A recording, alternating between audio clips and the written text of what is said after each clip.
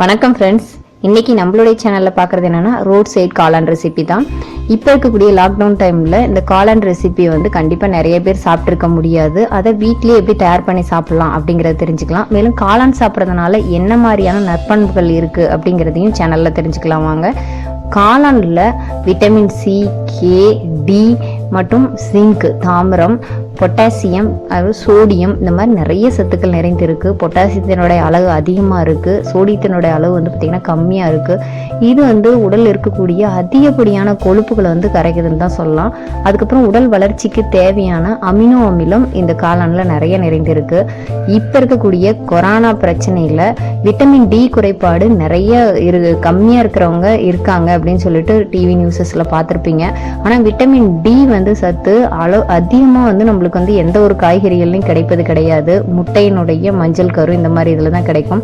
காய்கறி அப்படின்னு சொல்ல போனோம் அப்படின்னா காளானில் விட்டமின் டி சத்து நிறைந்திருக்கு. விட்டமின் டி வேணும்னா நம்ம இயற்கையாக நம்மளுடைய சூரிய ஒளியிலிருந்து தான் விட்டமின் டியை எடுத்துக்கலாம். ஒரு 10-15 நிமிடங்கள் சூரிய ஒளியில் இருந்தாவே விட்டமின் டி வந்து உருவாக ஆரம்பிச்சுன்னு சொல்லிட்டு விஞ்ஞானிகள்லாம் சொல்கிறாங்க. நம்ம இருந்தாலும் நம்ம இயற்கையாக நம்ம உடலுக்கு தேவையான சத்துக்களுக்கு பெற்றுக்கணும்னா இந்த மாதிரி காளான் போன்ற உணவு முறைகளை வந்து உணவுல சேர்த்திட்டு வரலாம். இப்போ வாங்க அந்த காளான் எப்படி செய்யலாம் அப்படிங்கிற பார்க்கலாம். வீடியோக்குள்ளே போகிறதுக்கு முன்னாடி இதுதான் முதல் முறையாக நம்ம வாகித்தமிழ் சேனலை பார்க்குறீங்கன்னா மறக்காம சேனலை சப்ஸ்கிரைப் பண்ணிக்கங்க. சேனலுக்குள்ளார மருத்துவ குறிப்புகளும் இயற்கை தொடர்பான பாரம்பரியமான உணவு பழக்கங்களையும் பதிவேற்றம் செஞ்சுட்டு இருக்கோம். இதற்கு முதல்ல ஒரு 100 கிராம் அளவு காளான் எடுத்துக்குங்க. இந்த மாதிரி நல்லா சுத்தம் பண்ணி எடுத்துக்குங்க. இது ஒரு 4 பேருக்கு போதுமானதாக இருக்கும். நீங்கள் தேவைப்பட்டால் 200 கிராம் அளவு கூட எடுத்துக்கங்க. காளான் எந்த அளவுக்கு எடுத்துக்கிறீங்களோ அதே அளவு முட்டைக்கோஸ் எடுத்துக்குங்க. அதையும் வந்து கட் பண்ணிக்க போகிறோம். என்கிட்ட இந்த கலர் இருந்தாலும் எடுத்துக்கிட்டேன். உங்கள்கிட்ட என்ன முட்டைக்கோஸ் இருக்கோ அதை எடுத்துக்கலாம். இப்போ இந்த முட்டைக்கோசையும் காளானையும் நல்லா வந்து சிறு சிறு துண்டுகளாக நல்லா கட் பண்ணிடணும். ரொம்ப வந்து பெரிய துண்டுகளாக இருந்தால் சாப்பிட பிடிக்காது. அதனால் நான் இப்போ கட் பண்ணியிருக்க மாதிரி நல்லா சிறு சிறு துண்டுகளாக வந்து கட் பண்ணி எடுத்துக்கங்க. இந்த மாதிரி கட் பண்ணிக்கங்க காளானையும் முட்டைக்கோசையும். அதுக்கப்புறம் இது கூட வந்து ஒரு 1/2 கப் அளவு மைதா மாவு இது கூட சேர்க்க போகிறோம். அது கொடுத்தா தான் உங்களுக்கு வந்து ஒரு பைண்டிங் மாதிரி கிடைக்கும். அப்படிங்கிறதுனால மைதா சேர்த்துறோம். இல்லை அப்படின்னா கடலை மாவு கூட சேர்த்துலாம். மைதா சேர்த்துனா ஒரு டேஸ்ட் கிடைக்கும், நல்ல ஒரு டேஸ்ட் கிடைக்கும், ஒரு ஃப்ளேவர் கிடைக்கும். அப்படிங்கனால மைதா மாவு சேர்த்துறோம். அதுக்கப்புறம் இது கூட அரிசி மாவு ஒரு 4 டேபிள் ஸ்பூன் சேர்த்துக்கிறேன்.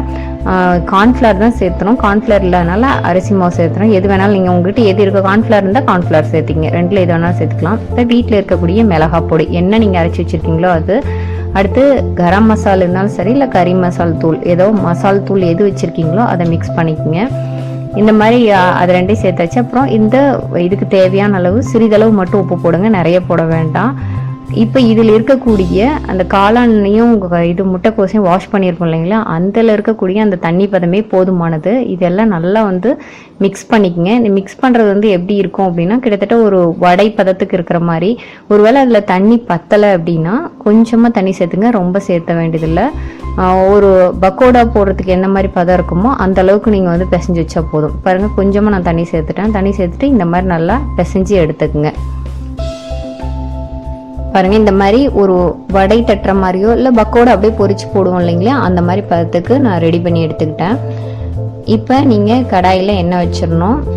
இதை பொரித்து எடுக்கிற அளவுக்கு நீங்கள் எண்ணெய் வச்சுருங்க. இந்த மாதிரி கடாயில் எண்ணெய் வச்சுட்டு எண்ணெய் நல்லா சூடானதுக்கு அப்புறமா இப்போ நம்ம ரெடி பண்ணி வச்சுருக்கோம் இல்லைங்களா, அதை வந்து நீங்கள் அப்படியே வடை மாதிரி சிறு சிறு வடை மாதிரி இல்லை போண்டா மாதிரியோ எந்த மாதிரி வேக வைக்கணும், அவ்வளோதான். நல்லா ஃப்ரை பண்ணி எடுக்கணும்.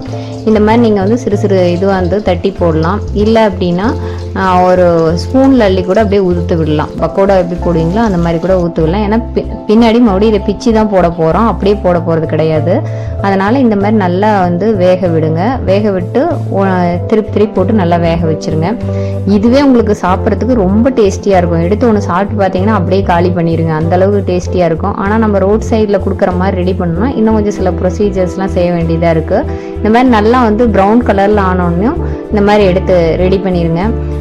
இப்போ இதுக்கு வந்து கிரேவி ரெடி பண்ணோம். அதுக்கு ஒரு நான் பெரிய சைஸ் வெங்காயம் எடுத்துக்கிட்டேன். அப்புறம் 3 தக்காளி எடுத்துக்கிட்டேன். இந்த தக்காளி நீங்கள் கட் பண்ணி அரைச்சி எடுத்துங்க, விழுது மாதிரி எடுத்துக்கங்க. வெங்காயத்தை சிறு சிறு துண்டுகளாக கட் பண்ணி எடுத்துக்கங்க. மறுபடியும் அந்த கடாயிலே எண்ணெய் வச்சுட்டு இஞ்சி பூண்டு இந்த விழுது வந்து அதில் சேர்த்துருங்க. அதை சேர்த்துட்டு நல்லா வதங்கட்டும்.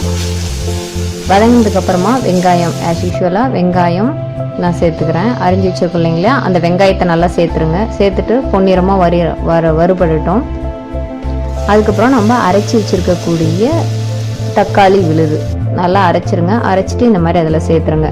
சேர்த்துட்டு இது நல்லா பச்சை ஸ்மெல் போகிற அளவுக்கு நல்லா வதக்கணும் நீங்கள். அப்போ தான் அந்த ரோட் சைடில் கொடுப்பாங்க இல்லையா, அந்த ஒரு கிரேவி மாதிரி சேர்த்துவாங்க. அந்த நிறையா வந்து சாஸ் ஐட்டம்ஸ் சேர்த்துவாங்க. நம்ம அதில் எதுவுமே சேர்த்த போகிறதில்ல. இப்போ இதுக்கு தேவையான அளவு மிளகாத்தூள், நீங்கள் அங்கே சேர்த்துன மாதிரியே கரம் மசால் தூள் இல்லை கறி மசால் பொடி, மசால் பொடி எது உங்கள் வீட்டில் வச்சுருக்கீங்களோ அந்த பொடி வந்து சேர்த்துக்கலாம்.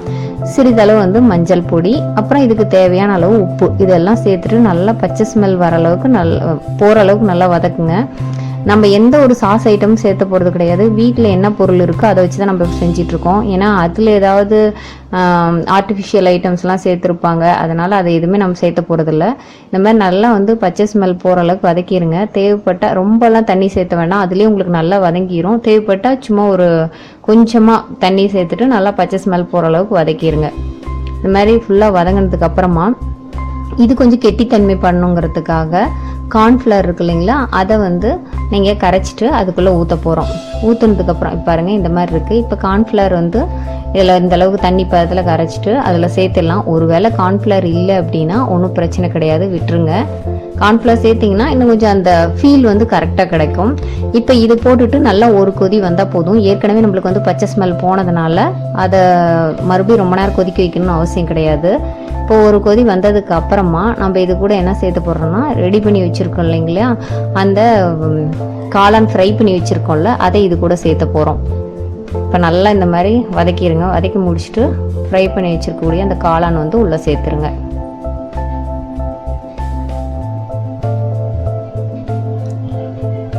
இது போல் வந்து சேர்த்துட்டு நல்லா வந்து கிளறிடுங்க. அதாவது அந்த எசன்ஸு இந்த காளான் கூட மிக்ஸ் ஆகிற அளவுக்கு ஒரு நிமிடங்கள் நல்லா வந்து கிளறி எடுத்துருங்க. எடுத்துட்டிங்க அப்படின்னா ரோட் சைட் காளான் வந்து உங்களுக்கு டேஸ்டியாக ரெடி ஆகிடும். இந்த மாதிரி நல்லா அந்த காளான் வந்து அந்த ஃப்ளேவர் வந்து உள்ளே இறங்கணும். நம்ம செஞ்சுருக்கோம் இல்லையா, இதுலேயே வந்து நீங்கள் பண்ணியிருக்கக்கூடிய அந்த தக்காளியிலேயே நிறைய அந்த புளிப்புத்தன்மை கரெக்டாக இருக்கும். ஒருவேளை அந்த புளிப்பு உங்களுக்கு பத்தலை அப்படின்னா இன்னும் கொஞ்சம் கூட ஒரு தக்காளி வந்து எக்ஸ்ட்ரா சேர்த்துங்க. அது நம்மளுடைய விருப்பம்தான். அப்புறம் உப்பு, இது எல்லாமே நீங்கள் டேஸ்ட் பார்த்துங்க. இதுக்கப்புறம் ரொம்ப நேரம் நீங்கள் செய்யணும்னு அவசியம் கிடையாது. ஒரு நிமிடங்கள் வந்து அது ரெண்டும் ஒன்று சேர அளவுக்கு செஞ்சிங்கன்னா ரோட் சைட் காளான் வந்து சுவையாக உங்களுக்கு ரெடி ஆகிடுச்சு. கண்டிப்பாக ஃப்ரெண்ட்ஸ் இதை வந்து ட்ரை பண்ணி பாருங்கள். இந்த மாதிரி குவாரண்டைன் டைமில் வெளியில் போய் சாப்பிட முடியாது, ஆனால் நிறைய பேருக்கு இந்த ரோட் சைட் காளான் வந்து ரொம்ப பிடிக்கும். இப்போ எப்படி சாப்பிட்றது அப்படின்னு சொல்லிட்டு யோசிச்சுட்டு இருப்பீங்க. இப்போ கொஞ்சம் கொஞ்சமாக கடைகளும் திறக்க ஆரம்பிச்சிட்டாங்க. வெளியில் சாப்பிட்லாமான்னு தோணும், ஆனால் வந்து அது சேஃப்டி இல்லை அப்படின்னு தெரியறதுனால நீங்கள் வீட்லேயே இந்த மாதிரி காளான் வாங்கி ட்ரை பண்ணி பாருங்கள். நிறைய சத்துக்கள் இருக்குது. மறக்காமல் குழந்தைங்களுக்கு இந்த மாதிரி செஞ்சு கொடுங்க. ஏன்னா இதில் போடக்கூடிய இஞ்சி பூண்டு எல்லாமே உங்களுக்கு நோய் எதிர்ப்பு சக்தி தரக்கூடியது தான். தாராளமாக நீங்கள் வீட்டில் செஞ்சு கொடுக்கலாம். எந்த ஒரு சாஸ் ஐட்டம் எதுவுமே இதில் சேர்த்த கிடையாது. அதனால் இதை ஒரு ஈவினிங் ஸ்நாக்ஸ் மாதிரி தாராளமாக நீங்கள் குழந்தைங்களுக்கு செஞ்சு கொடுக்கலாம். கண்டிப்பாக ஃப்ரெண்ட்ஸ் இது உங்களுக்கு பிடிச்சிருக்குன்னு நினைக்கிறேன். இது பிடிச்சிருந்ததுன்னா உங்கள் ஃப்ரெண்ட்ஸ் கூட ஃபேமிலி மெம்பர்ஸ் கூட ஷேர் பண்ணிக்கங்க. இந்த மாதிரி தகவலை தெரிஞ்சுக்கணும்னு நினச்சிங்கன்னா மறக்காமல் நம்ம வாகை தமிழ் சேனலை சப்ஸ்கிரைப் பண்ணிக்கங்க.